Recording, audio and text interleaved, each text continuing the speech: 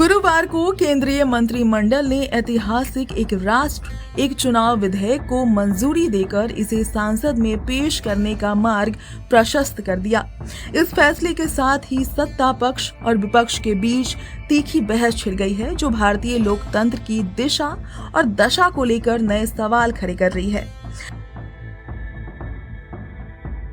शिवसेना सांसद संजय राउत ने इस विधेयक को लोकतंत्र के लिए सबसे बड़ा खतरा करार देते हुए कहा, यह जनता की आवाज दबाने की कोशिश है।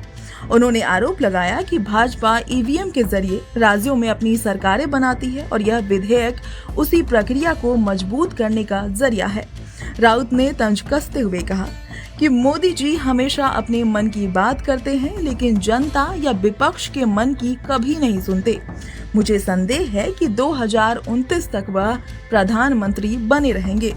महाराष्ट्र और दिल्ली की सरकारें लोकतंत्र नहीं बल्कि ईवीएम की देन है।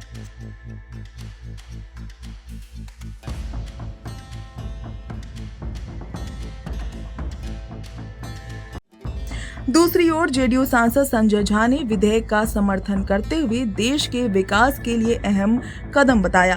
उन्होंने कहा कि आजादी के बाद भारत में एक साथ चुनाव होते थे, लेकिन कांग्रेस ने राष्ट्रपति शासन का दुरुपयोग कर इस परंपरा को तोड़ा।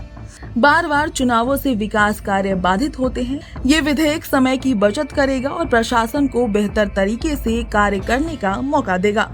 जहां एनडीए गठबंधन ने इसे समय और संसाधनों की बचत के लिए क्रांतिकारी कदम बताया, वहीं इंडिया ब्लॉक के कई दलों ने इसे लोकतंत्र के लिए खतरा करार दिया। विपक्षी दलों का मानना है कि यह विधेयक देश के संघीय ढांचे पर चोट करेगा और राज्य की स्वतंत्रता को कम करेगा। पूर्व राष्ट्रपति रामनाथ कोविंद की अध्यक्षता में गठित उच्च स्तरीय समिति ने इस विधेयक की सिफारिश की थी। इसका उद्देश्य लोकसभा, विधानसभा, शहरी निकाय और पंचायत चुनावों को एक साथ कराना है। इस पर प्रधानमंत्री नरेंद्र मोदी ने अपने आधिकारिक बयान में कहा, यह कदम हमारे लोकतंत्र को और अधिक सहभागी और जीवंत बनाने के लिए है। मैं रामनाथ कोविंद जी को इस प्रयास की अगुवाई के लिए धन्यवाद देता हूं।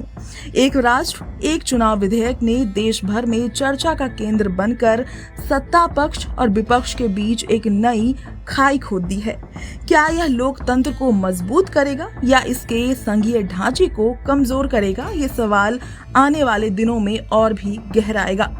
देश अब सांस थामे संसद की बहस और इस ऐतिहासिक विधेयक के भविष्य पर नजरें टिकाए बैठा है। Bureau reports, NBT online.